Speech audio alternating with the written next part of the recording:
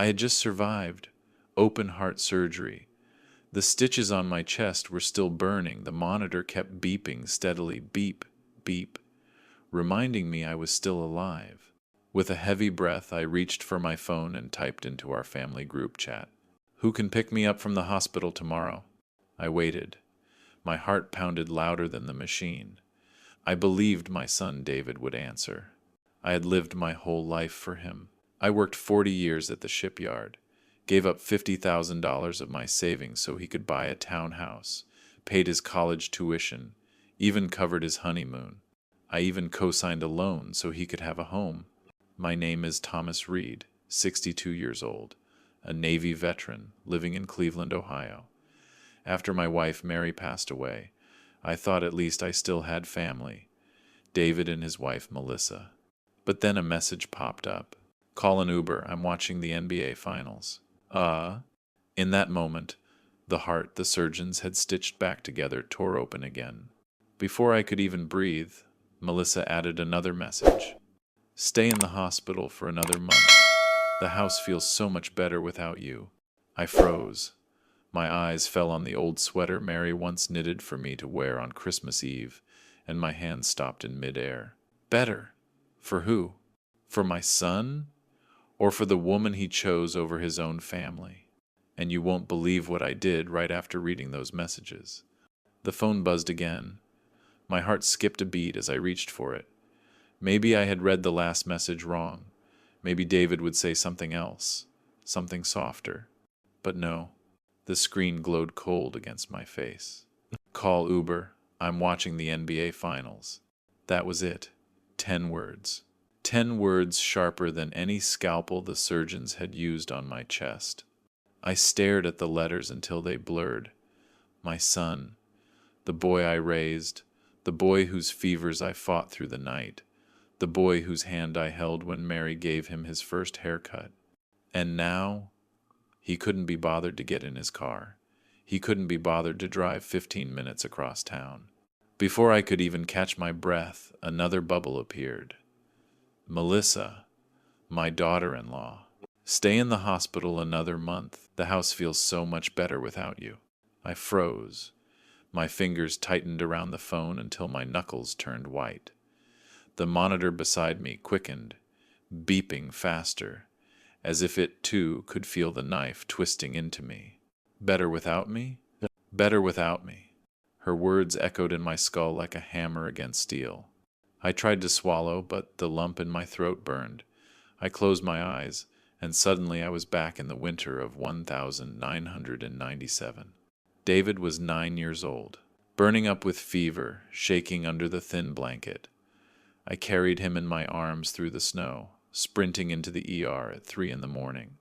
My boots slipped on the icy pavement, but I didn't let go. I never let go. His head rested against my chest, his small body trembling, and I whispered over and over, "It's okay, son. Daddy's got you. You're going to be okay." And now? Now that same boy was telling me to call a stranger for a ride. That same boy had a wife who said life was easier without me around. The sound of the rain pattering against the window pulled me back to the present. Cleveland rain steady, cold, relentless. It slid down the glass like tears I refused to shed. I looked down at the sweater folded neatly on the chair. Mary had knitted it for me our last Christmas together. She wanted me to have something warm, something that felt like her, even when she was gone. I wondered what she would say now, if she saw our son turn his back on me like this. Would she blame me? Would she whisper that I had given too much? That I had spoiled him into believing my sacrifices meant nothing? The monitor slowed, steadied. Beep, beep, beep. I set the phone down, my hands trembling. I thought the worst pain I could ever feel was the surgeon's knife carving into my chest. But I was wrong. Steel heals, flesh heals. But words? Words cut deeper than any blade. Call Uber. The house feels better without you. I whispered the words aloud, just to hear how they sounded in the room. They filled the silence like poison. I let out a bitter laugh that turned into a cough. My chest ached. I pressed my palm against the stitches, feeling the throb beneath. It wasn't the surgery that hurt. It wasn't the healing that was hard. It was the realization that the heart I carried for my family had been rejected, dismissed with a text message. And in that sterile hospital room, with rain tapping against the window and a machine keeping rhythm for my life, I understood one truth that would never leave me. My heart surgery had been successful.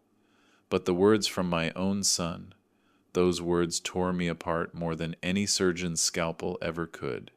The cab dropped me off in front of my apartment, a gray, peeling building wedged between a laundromat and a liquor store. The kind of place no one notices, the kind of place you walk past quickly at night.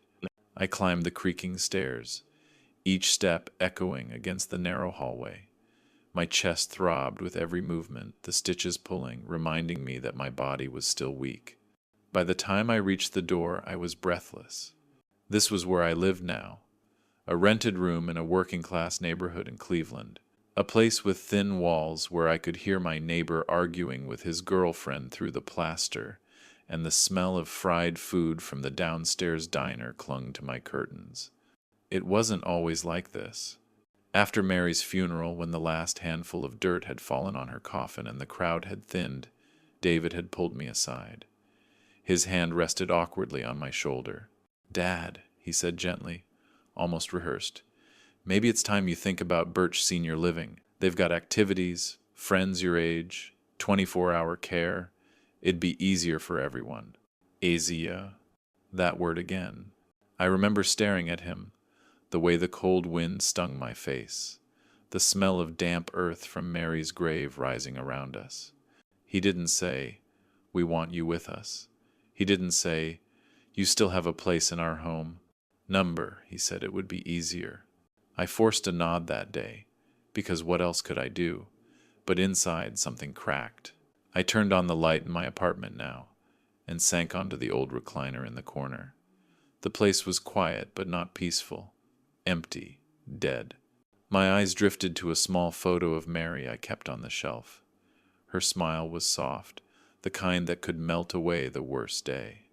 I reached out and touched the frame. "I tried, Mary," I whispered. "I tried to give him everything." I thought back to the day David and Melissa bought their townhouse on Maple Avenue. I was there at the signing, pen in hand, adding my name as co-owner to help them secure the loan. The realtor had shaken David's hand and said, "Congratulations on your first home." I remember the look in David's eyes, pride, relief, excitement. And me? I felt proud too.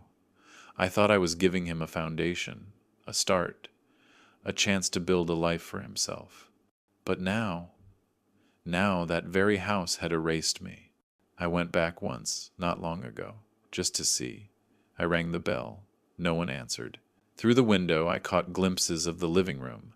The photos of me that used to hang on the wall were gone. In their place were Melissa's framed prints, her parents, her friends, even their dog dressed in a Halloween costume. It was like I had never existed. The furniture I once helped them buy had been replaced. The dining table where we ate Thanksgiving together was gone. The wall where Mary once hung a cross was bare. That house was supposed to be our legacy. Instead, it became a museum where my presence was erased, replaced, rewritten. I walked back to my apartment that day, feeling smaller than I ever had in my life, like a ghost wandering streets where no one remembered my name. The hum of the fridge filled the silence now. I sat with my notebook, the one Mary had bought me years ago when she told me, "Write things down, Tom. It'll help when the world feels too heavy." I opened to a fresh page. My hand trembled as I gripped the pen, but I pressed down hard, carving the words into paper like I wanted to carve them into stone. The heart can be stitched back together, but family cannot. I closed the book, leaned back in the recliner, and let the darkness of the room settle over me. For the first time in a long time, I admitted it to myself. I wasn't just unwanted, I was erased. The next evening, I sat in my dim apartment, the television murmuring in the background. I wasn't really watching, just letting the noise drown out the silence. But then a familiar face appeared on the screen. Frank Delaney, my old Navy buddy. We'd served on the same destroyer 30 years ago. The years had given him gray hair and a heavier frame, but the fire in his eyes was the same.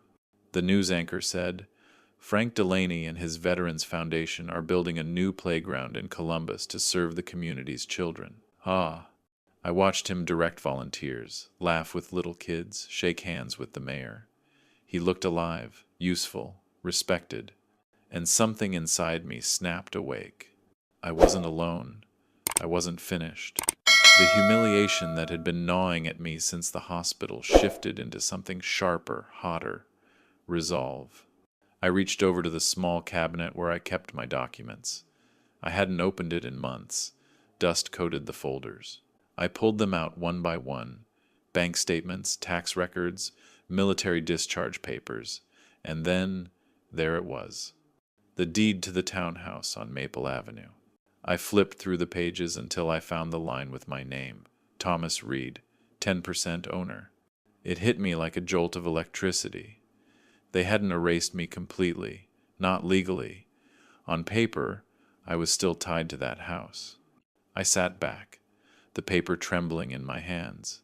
All those times I'd thought of myself as powerless, disposable here was proof I still had a stake, proof I still mattered.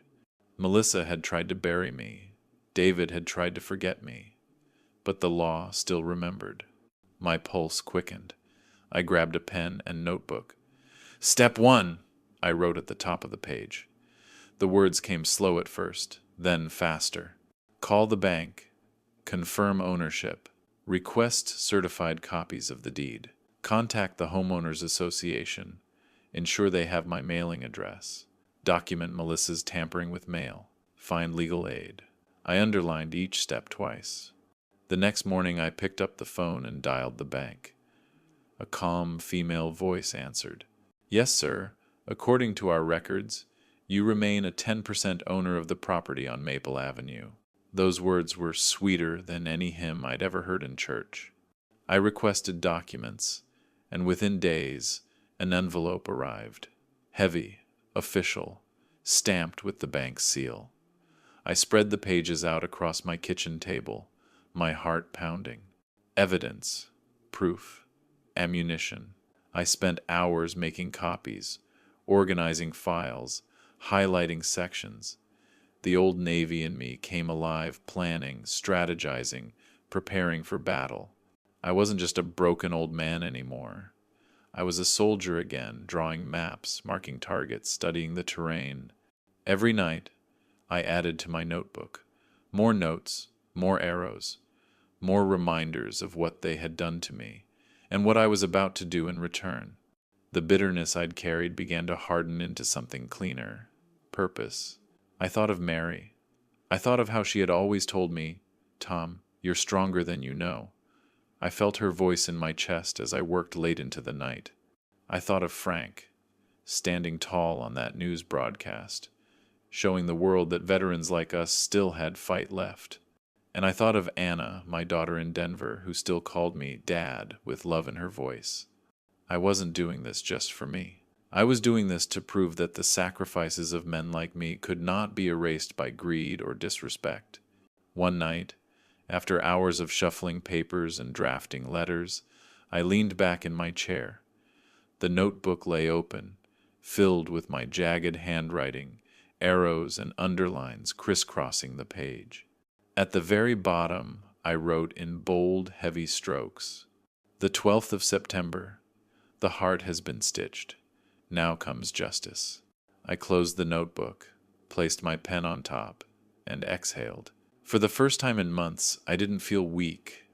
I didn't feel erased. I felt ready. The first clue came in a plain white envelope. I had been waiting for official correspondence from the bank after requesting my deed copies, but weeks went by with nothing. One afternoon I decided to visit the post office to check if perhaps they had misdelivered. That's when I overheard a clerk say, "Another box for the Reeds on Maple Avenue." A box, not a mailbox. A P.O. box. My pulse quickened. I walked to the counter, flashed my veteran ID, and asked a few questions. The clerk hesitated, then showed me a forwarding record. My name, my signature. But the strokes were wrong. The slant, the loops. They weren't mine. Melissa. She had forged my signature, rerouted all important documents to a P.O. box I had never heard of. Every statement, every HOA notice, every piece of paper that should have come to me had been stolen before it could reach my hands. My hands shook with fury, but I didn't yell. Not this time. Instead, I tucked the record into my folder and walked out, the chill Cleveland air biting my face. It wasn't just betrayal anymore, it was fraud. That night, I spread the papers out across my kitchen table like a crime board. The forged signature, the deed, the correspondence trail. I took photos of everything, printed multiple copies, and began assembling a file thicker than a phone book. The next day, I walked into the Veterans Center and asked for legal help. That's where I met Leah McKay. She was young, sharp-eyed, and determined. She listened as I explained, her pen flying across her notepad.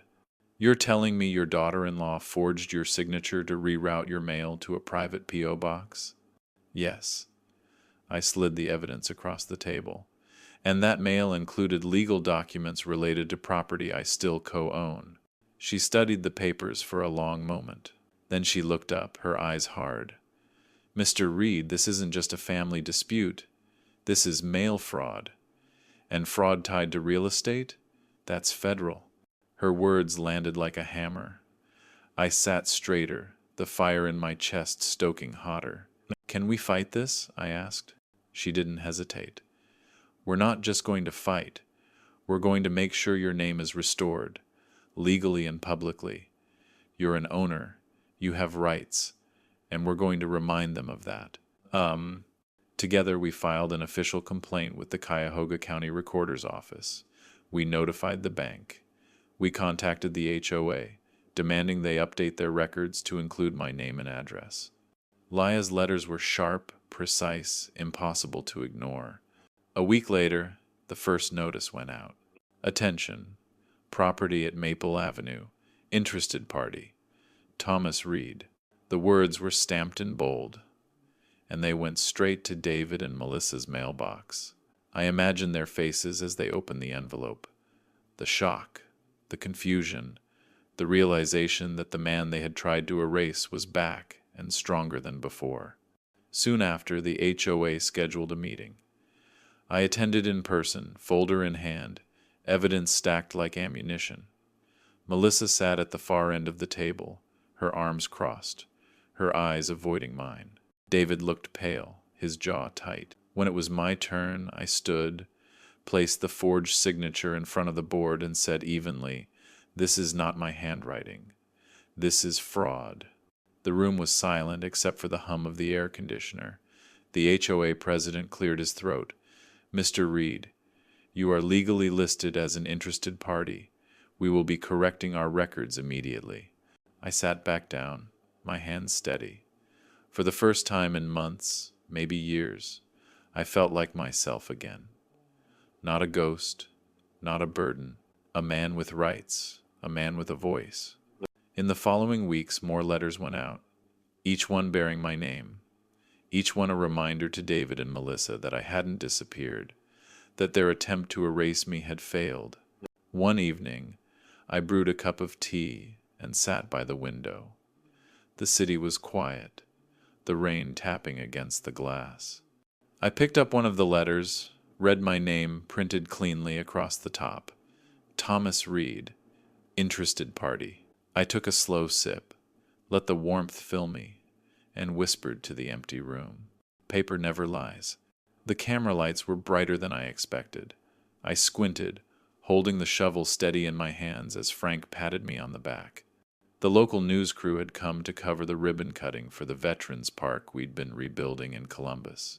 "Here's a man who served this country and still serves his community," Frank said, smiling into the microphone. The reporter turned to me. "Mr. Reed, what does this project mean to you?" I hesitated. My chest tightened, but not from the surgery, from pride, from something bigger than myself. It means I'm still here, I said firmly. We're still here. Veterans don't stop serving when the uniform comes off. The crowd clapped, the cameras rolled, and for the first time in a long time, I didn't feel like a shadow. I felt alive. That night, when I got home, my phone buzzed on the kitchen counter. Once, twice, then over and over, a constant vibration that rattled the wood. I picked it up. 67 missed calls. All from David. From Melissa. The voicemail notifications stacked one after another. I didn't listen. I didn't need to. I could imagine the panic in their voices, the desperation, the realization that the father they had tried to bury under silence was standing tall on television screens across Ohio. The phone rang again. I set it face down on the table. Let it ring. I poured myself a glass of water, sat in my chair, and stared at the rain streaking down the window. Each drop raced the next, colliding and splitting, like lives intersecting and breaking apart. Then a soft ding. A text message. It wasn't from David. It wasn't from Melissa. It was from Anna. Dad, I saw you on television. I'm so proud of you. You're stronger than anyone I know. I'm always with you. I froze, my throat tightening. Anna, my daughter in Denver, the one who had never turned away, who still called me just to ask if I'd eaten, who still signed her messages with little hearts at the end. Tears blurred my vision, but this time they weren't from shame. They were from relief, from gratitude, from love. I whispered into the empty room. Thank you, baby girl. The phone buzzed again, David's name flashing across the screen. I didn't answer. I let it vibrate against the table, the sound hollow, meaningless. I leaned back, pressed a hand to my chest. My heart beat steady, calm, stronger than it had in months. In that quiet moment, surrounded by rain and silence, I finally understood. Some calls are worth answering.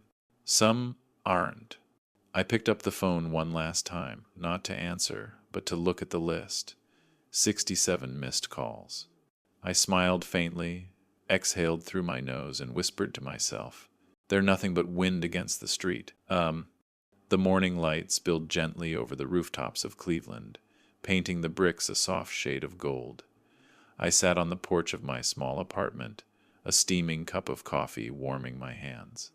The air was crisp, the kind of air that makes each breath feel new, as if the world itself is beginning again. For months, my life had been consumed by pain, betrayal, anger, but in that quiet morning I felt none of it. Only stillness, only clarity. I had lost the image of the perfect son I once carried in my heart. The boy I thought would stand by me the way I had once carried him through snowstorms and sleepless nights, that boy was gone. What remained was a man who had chosen a different path, one that no longer included me. And yet, I was not empty. I had Frank, the old friend who reminded me that purpose never retires. I had Anna, my daughter, whose words of love had reached me when I needed them most. And I had the brotherhood of veterans, men and women who understood sacrifice, who knew what it meant to keep standing even when the world tried to push you down. Most of all, I had myself again, my dignity, my voice, my truth. The greatest lesson I had learned was this: silence is not peace. Silence feeds lies. It gives them room to grow like weeds, choking out what is real. But truth, even when it cuts deep, sets you free. I lifted my coffee, took a slow sip, and let the warmth spread through me. The world outside was waking. Children's laughter down the block, the distant rumble of a bus, a dog barking at nothing in particular. Life went on, and so did I. I turned my eyes to the rising sun and whispered, almost like a prayer, "Silence nourishes deception. Truth, no matter how painful, is the only path to freedom." Then I leaned back in my chair, the steam from my cup rising into the cool morning air, and I asked myself, and perhaps you, listening to my story, if your own child turned their back on you, what would you do to hold on to your dignity and your peace?